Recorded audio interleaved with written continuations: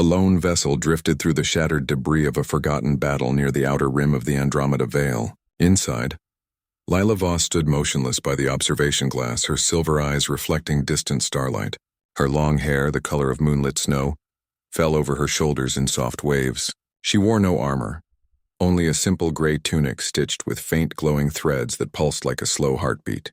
Beside her, curled in quiet slumber on the deck, lay Kael, a dragon no larger than a ground car, his obsidian scales shimmering with faint bioluminescent veins that flickered in rhythm with Lila's breath. They had come seeking refuge, not war, but the galaxy had not forgotten who she was. The ship was old, salvaged from a human junkyard orbiting Mars. Its hull bore scars from 100 near misses, its engines patched with Silthari resin that hummed when powered. Lila had named it the Whisper Wind, though no one else had ever heard it speak. To her it whispered memories. Of forests made of light, of cities built inside comets, of songs that could bend time. Those days were gone. The Silthari were gone, or so the galaxy believed. She had spent the last 7 years hiding among human colonies, moving from world to world under assumed names. Always careful, always quiet. Humans were kind if loud. They asked few questions, offered warm meals, and never noticed the way her ears tapered slightly beneath her hair, or how she never blinked under ultraviolet light.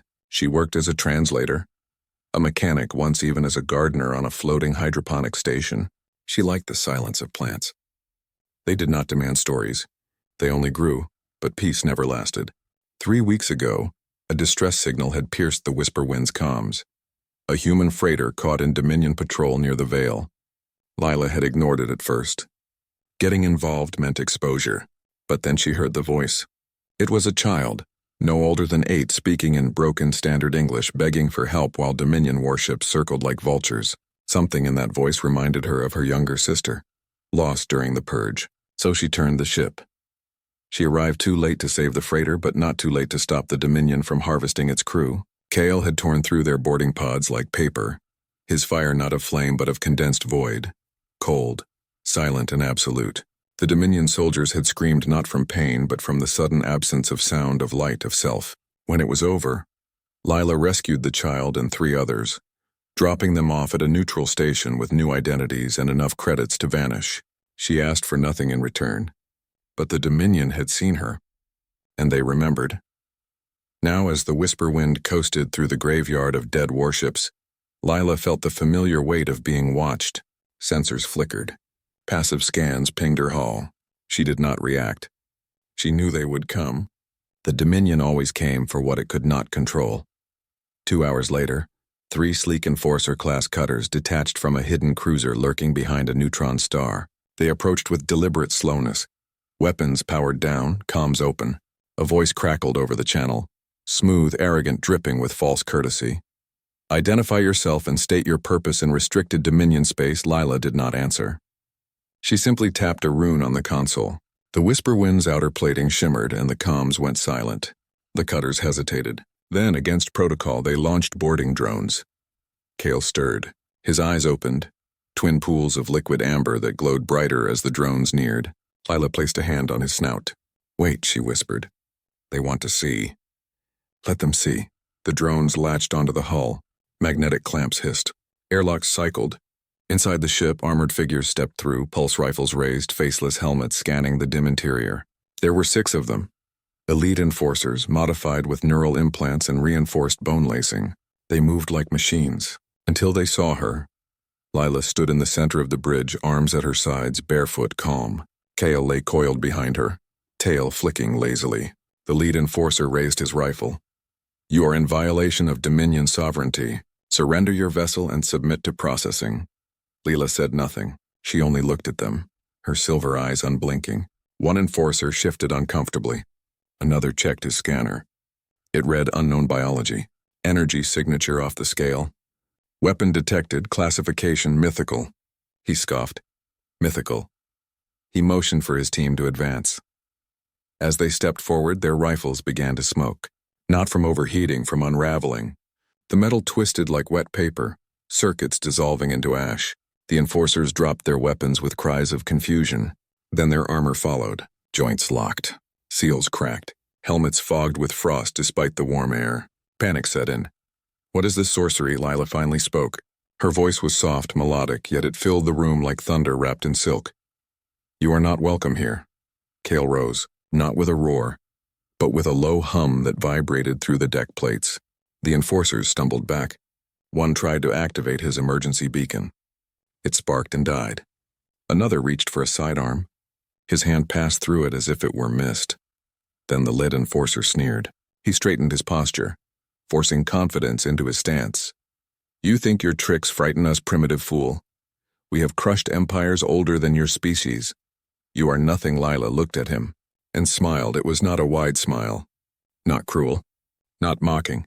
It was quiet, knowing, as if she saw not just him, but every choice he had ever made, every lie he told himself to sleep at night.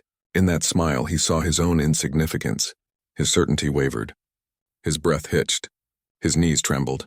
The other enforcers froze. Something in that smile reached into their minds and pulled at threads they did not know existed. Memories surfaced of homes they abandoned, of orders they followed without question, of lives they erased for credits and rank. Shame bloomed in their chests like a cold flower. Kale exhaled. Not fire, not ice, just air. But it carried the scent of dying stars and ancient forests. The enforcers dropped to their knees, not from force but from awe. Lila walked past them, bare feet silent on the metal floor. She opened the airlock herself. The void yawned beyond. She turned and gestured toward the exit. Leave. They did not argue. They scrambled back into their drones, armor clattering, voices hushed. The drones detached. The cutters retreated. Within minutes, the Dominion cruiser vanished into warp space, its departure frantic, almost fearful. Alone again, Lila returned to the observation glass. Kale nuzzled her hand, his warmth a quiet comfort. She stroked his brow ridge, her fingers tracing the old scar from their last battle. "They will send more," she said softly. Kale rumbled in agreement. She knew the Dominion would not let this go. They feared what they could not understand. And Lila Voss, last of the Silthari, keeper of the Veil Songs, rider of the Void-born dragon, was beyond their understanding. But she was not hiding anymore. The child's voice still echoed in her mind. The galaxy was bleeding, and someone had to remember how to heal it. Outside, the stars burned cold and distant, but in the whisper wind, for the first time in years, there was warmth. Not from engines or lights, but from purpose. Lila closed her eyes, and for a moment she sang. A single note, clear and pure, that made the ship's resin seams glow brighter. Kale curled around her feet, his bioluminescence pulsing in harmony. Somewhere far away in the obsidian spire where Dominion warlords plotted conquest, alarms began to chime without cause.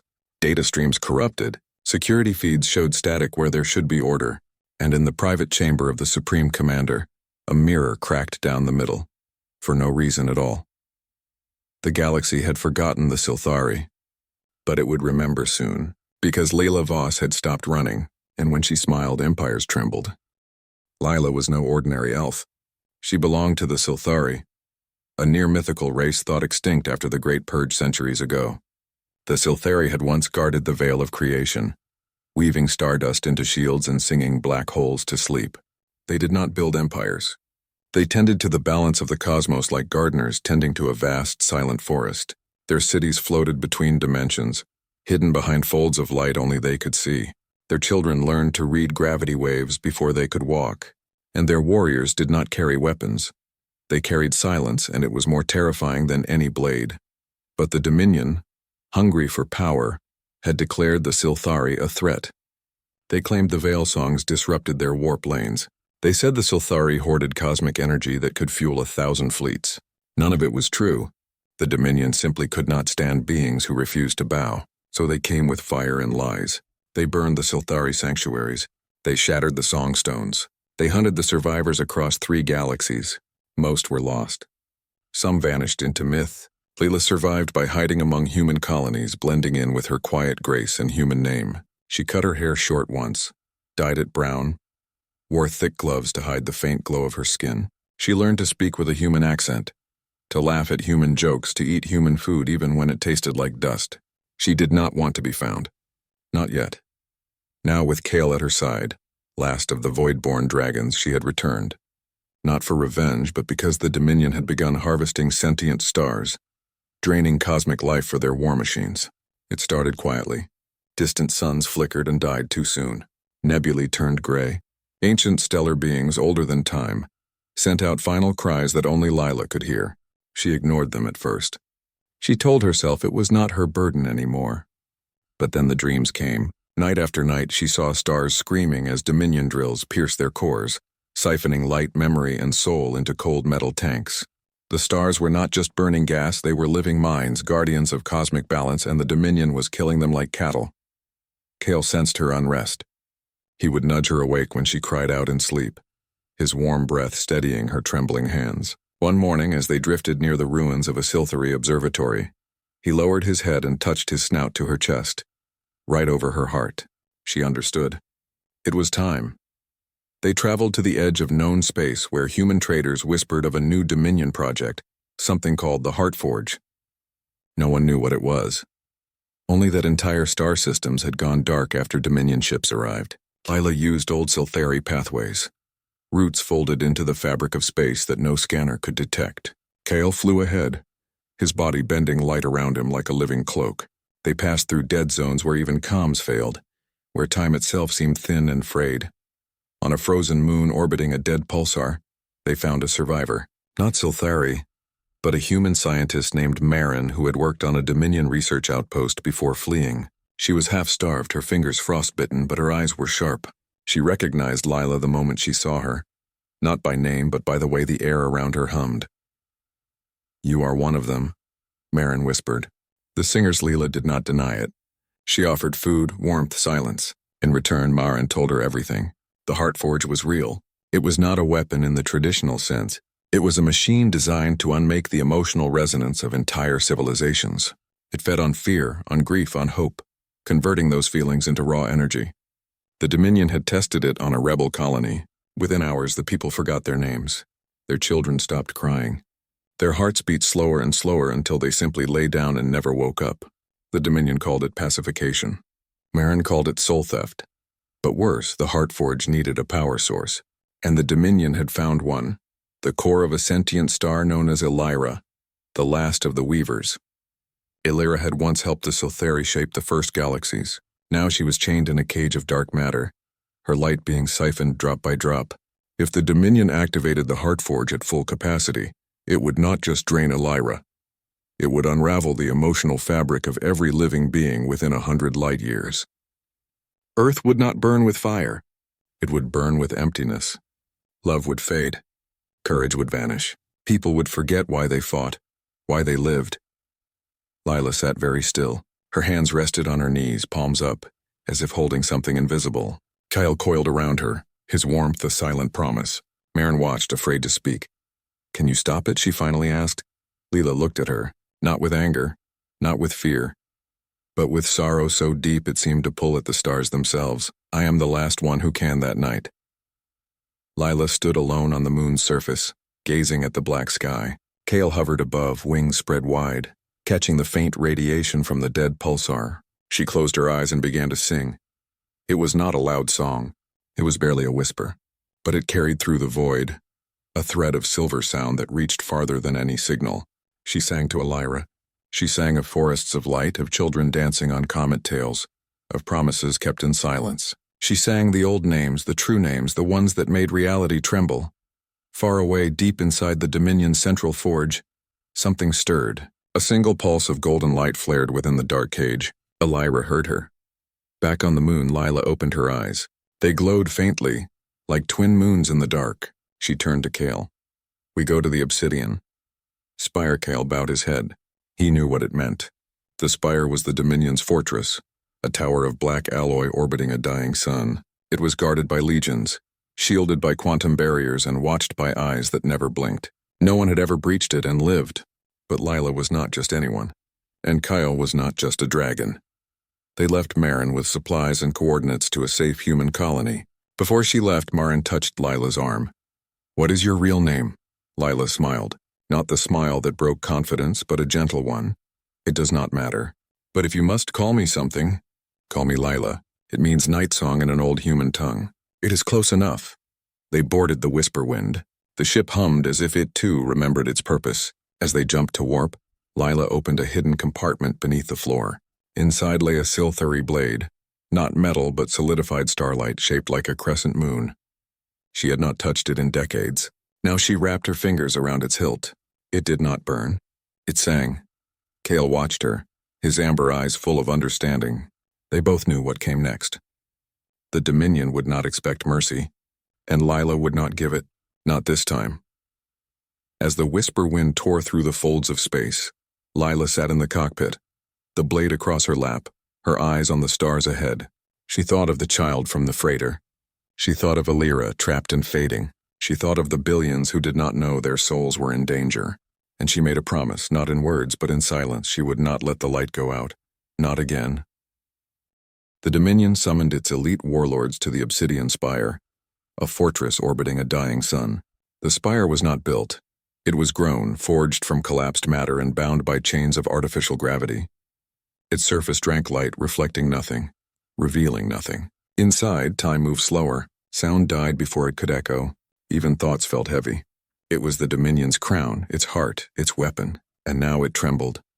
Rumors had spread like fire through the ranks. A lone elf, a dragon of void and ember, ships disabled without a shot fired, enforcers broken by a smile. The supreme commander, a being known only as Vareth, had dismissed it at first as fear-mongering. But when 3 of his finest warlords vanished during a routine patrol near the Vale and their last transmission showed only a woman with silver eyes walking through plasma storms as if they were mist, he called a council. 12 warlords gathered in the Chamber of Echoes, a vast dome where every whisper returned tenfold. They came in armor of molten iron, cybernetic bone, living crystal, and shadow weave. Each had conquered worlds. Each bore scars from battles that reshaped galaxies. They laughed when Vareth spoke of the elf. A myth, sneered Korax, his voice grinding like tectonic plates. The Sylthuri are dust. Their songs are nursery tales for weak minds. Another Nissa of the Twin Blades flicked her wrist. My scouts report a small human-class vessel drifting near Sector 9. If this elf exists, she is hiding. And hiding means Vareth said nothing. He simply played the footage. The boarding drones. The melting weapons. The smile. Silence fell. Not the usual silence of the spire, but a deeper one. The kind that comes when certainty cracks. Still, they refused to believe. Pride was their armor, thicker than steel. They demanded proof. They wanted to see her power for themselves, so they sent champions. Not soldiers. Not drones. Champions. Beings forged for glory, trained to break gods. First came Torvak the Unbroken, a cybernetic warlord whose body was 90% machine. He stood 3 meters tall, his chest housing a miniature singularity that powered his limbs. He boarded the whisper wind alone, laughing as his boots dented the hull. He found Lila on the bridge, barefoot, holding a cup of tea. Cale lay coiled behind her, eyes half closed. You are the elf they whisper about. He boomed. Lila sipped her tea. She did not look up. I am Torvak charged. His fist, capable of crushing neutronium, swung toward her head. But before it landed, Cale moved, not with speed but with inevitability. His tail flicked. A ripple of dark energy passed through the air. Torvak froze. Not paralyzed, unmade. His cybernetics unraveled like thread. Wires turned to ash. His singularity core dimmed, then winked out. He collapsed, not dead but empty, a shell. Lila set her cup down. Next word spread. Faster this time. Panic flickered in the eyes of those who heard. But the Dominion could not retreat, not now. So they sent Lyra the Mind Flame, a telepath who had broken emperors with a thought. She did not board the ship. She reached into Lila's mind from orbit, her consciousness a blade of pure will. What are you? She hissed inside Lila's skull. Lila did not resist. She opened her mind like a door and showed Lyra everything. The burning of Sylthuri sanctuaries, the screams of Lyra as her light was stolen, the faces of 1,000 children lost to Dominion purges, the weight of centuries of silence, the loneliness of being the last. Lyra screamed. Not aloud, but in the space between thoughts. She saw her own hand stained with blood she had forgotten. She saw the colonies she had silenced, the families she had erased for order. The guilt was not imposed. It was remembered, and it crushed her. Her ship drifted away, lights dark. She was found days later, catatonic, whispering the Sylthuri lullaby for the dead. The warlords grew uneasy, their confidence, once iron, now bent like wet paper. Vareth ordered Lila captured alive. Not killed. Studied. Her power extracted. Replicated. weaponized. But Lila was already inside their network. While they watched her ship, she wove, using old Scifi runes, symbols that bent logic and danced with quantum foam. She slipped into the Dominion's data streams. Not through code, but through resonance. Every machine the Dominion built still carried echoes of the stars they had killed, and Lila sang to those echoes, softly, patiently. Security grids flickered, shield harmonics shifted out of phase, weapon calibrations drifted, drones turned on each other, all without alarm, all without cause.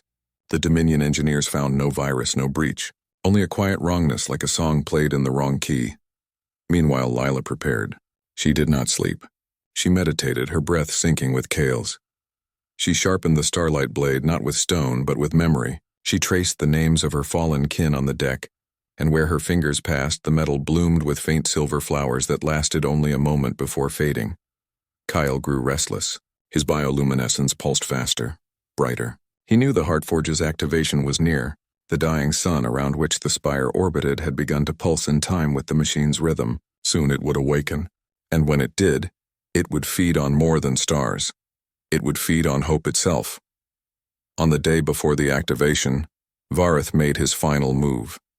He broadcast a message across all channels. Elf of the Veil, you have toyed with my champions. You have insulted my empire.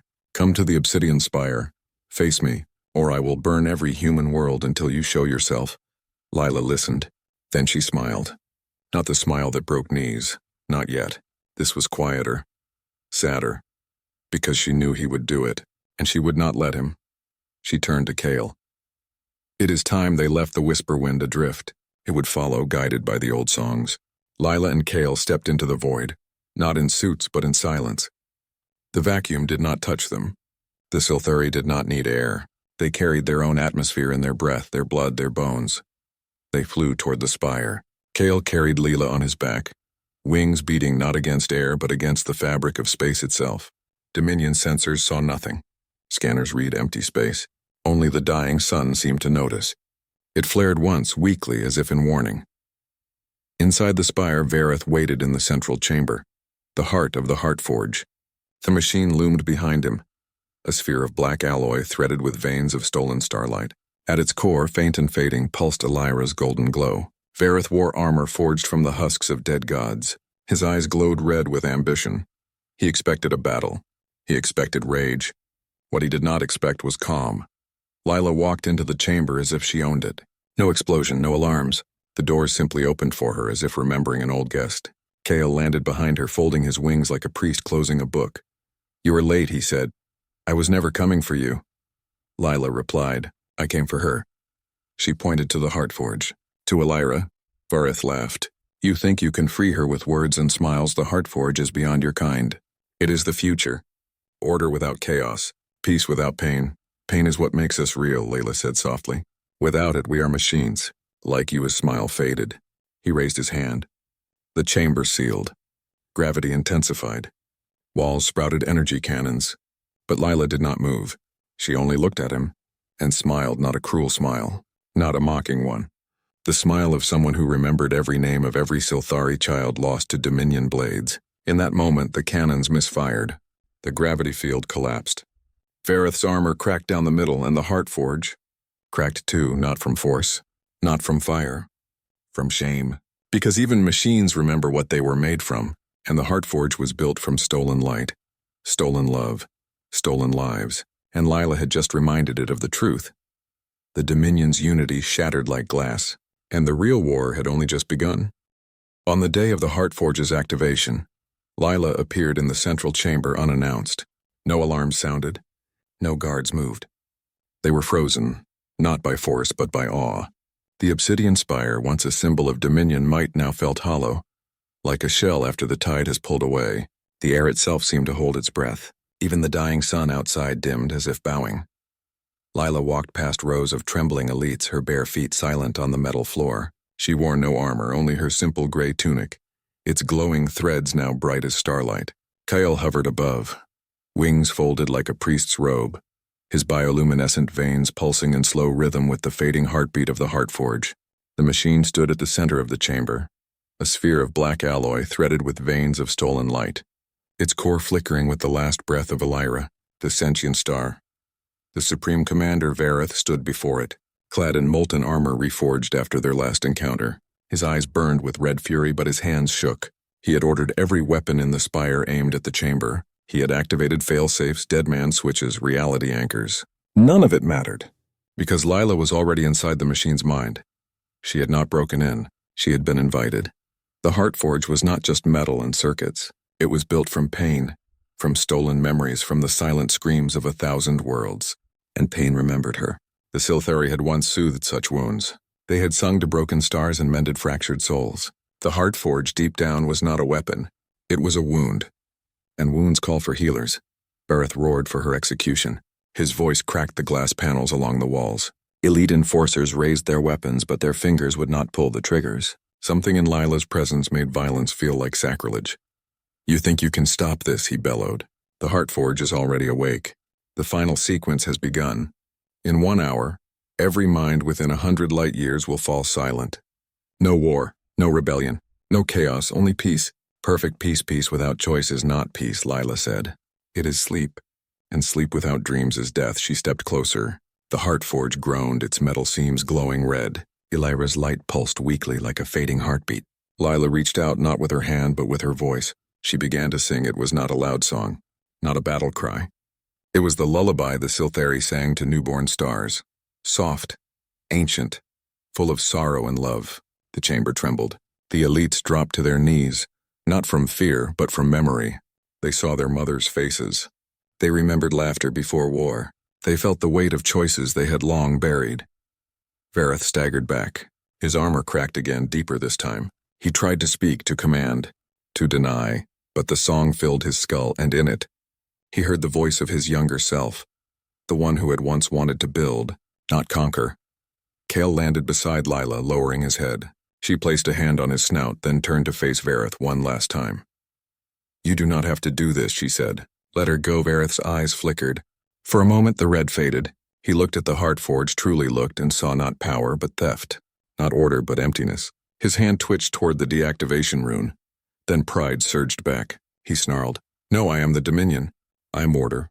I will not be undone by a ghost and her beast." He slammed his fist onto the activation console. The Heartforge roared to life. Golden light erupted from its core, but it was wrong, twisted. It did not spread peace. It spread hunger. The machine began to feed on the chamber itself, pulling emotions from the elites, draining their will, their fear, their very identity. Lila did not flinch. She stopped singing and smiled. It was not a cruel smile, not a mocking one. It was the smile of someone who remembered every name of every Silthari child lost to Dominion blades. It was the smile of forgiveness offered and refused. In that smile, the elites saw their own reflection, not as conquerors but as thieves, as cowards, as hollow things wearing armor. Their weapons turned to dust, their armor unraveled, their minds filled with visions of their own cruelty reflected back at them, not as glory but as grief. One by one they wept, not for themselves but for what they had done. Vareth screamed as the Heartforge turned on him. It fed on his ambition, his pride, his need to control, and found nothing else. When it was done, he collapsed, not dead but empty, a shell, just like Torvak. But the machine did not stop. It had tasted power. It wanted more. It began to pulse faster, pulling at the dying sun outside, at the stars beyond, at Earth itself. Lila stepped forward. She placed her palm against the Heartforge's surface. It burned, not with heat but with sorrow. She closed her eyes and sang again. This time not a lullaby but a dirge. The song of endings. The song of release. Kale exhaled. His breath cold and silent wrapped around the machine like a shroud. The stolen starlight in its veins dimmed. Elira's pulse slowed, then stilled. And then with a sound like a sigh, the Heartforge cracked. Not from explosion. Not from force. From shame. From recognition. It had been built on lies, and Lila had shown it the truth. Metal split. Circuits dissolved. The black alloy turned to ash and drifted to the floor like snow. Elira's light did not vanish. It rose. Freed from its cage, it swirled around Lila like a grateful spirit, then shot upward through the ceiling, through the spire, into the void. The dying sun outside flared once, bright, warm, alive, and then went dark. Not in death, but in peace. Silence filled the chamber. Not the heavy silence of the spire, but a clean one. Like after rain, The elites did not attack. They did not flee. They simply sat, heads bowed, tears cutting paths through the grime on their faces. The Dominion's unity shattered like glass. Not from war. Not from rebellion. From truth. Lila turned and walked out. Kale followed, his wings brushing the broken consoles. No one tried to stop them. No one could.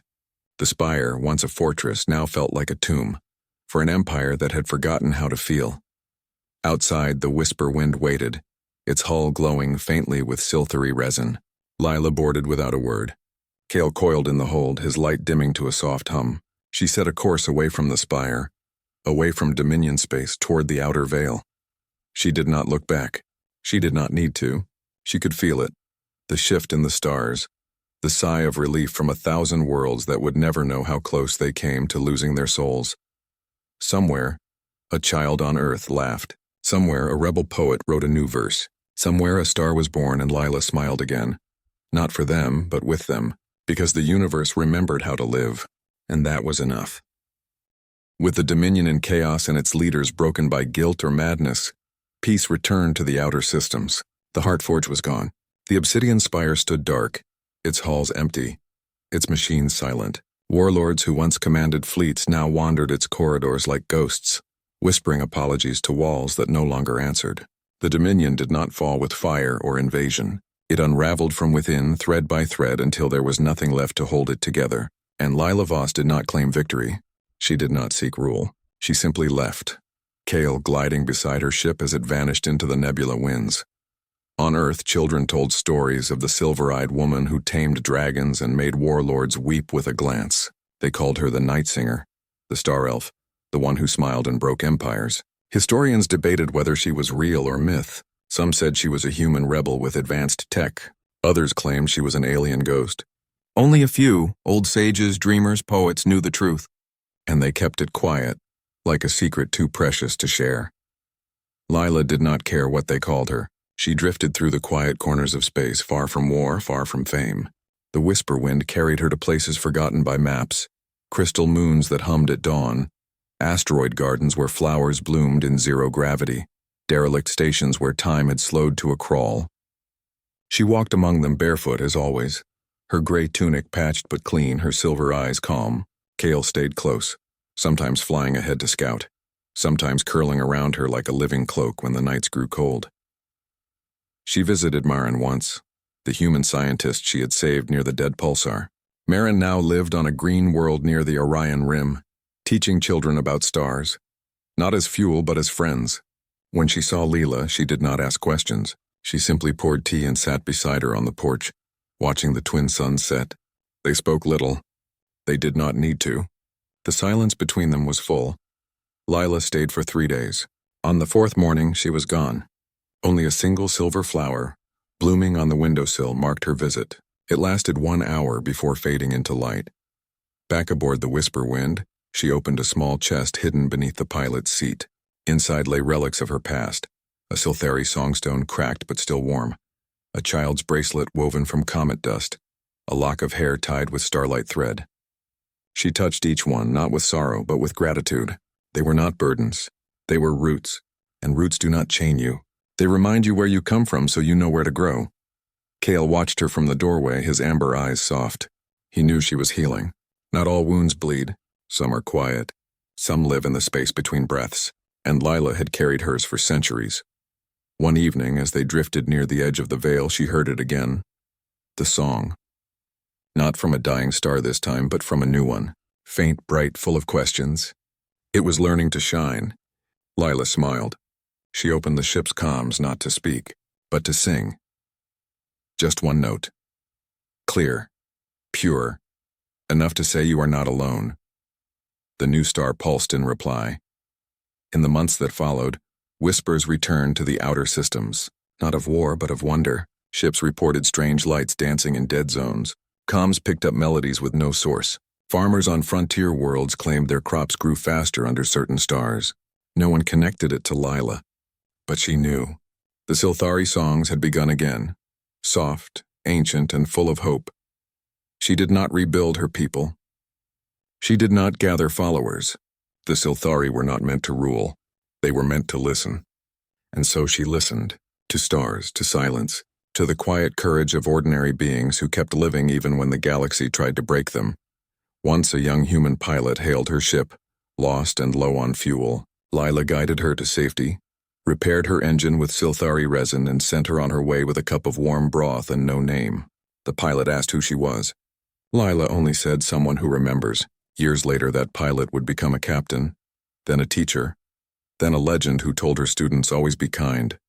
You never know who might be listening from the stars. Lila never stayed in one place long. Movement was her peace. But she always returned to the Veil, the place between galaxies where light bends and time forgets its name. It was here the Silthari were born. It was here they would be remembered. One night, as Kale slept and the whisper wind floated in perfect stillness, Lila stepped outside onto the hull. She sat with her legs dangling over the void, her hair drifting like smoke in the microgravity. Above her the Veil shimmered, a curtain of silver mist woven from forgotten dreams and unborn stars. She closed her eyes and sang the oldest song, the one that came before words. The Veil answered, not with sound, but with presence. Shapes moved within it, tall, graceful, glowing faintly. They did not speak. They did not need to. They were echoes. Memories given form. Her family, her people. They bowed to her not in worship but in thanks. Then they faded, leaving only warmth behind. Lila opened her eyes. Tears traced silent paths down her cheeks, but she was not sad. She was full. For the first time in centuries, she did not feel alone. Kale stirred inside the ship. He sensed her shift. He padded to the airlock, nudged it open with his snout, and joined her on the hull. He laid his head in her lap, his bioluminescence pulsing gently, like a heartbeat shared.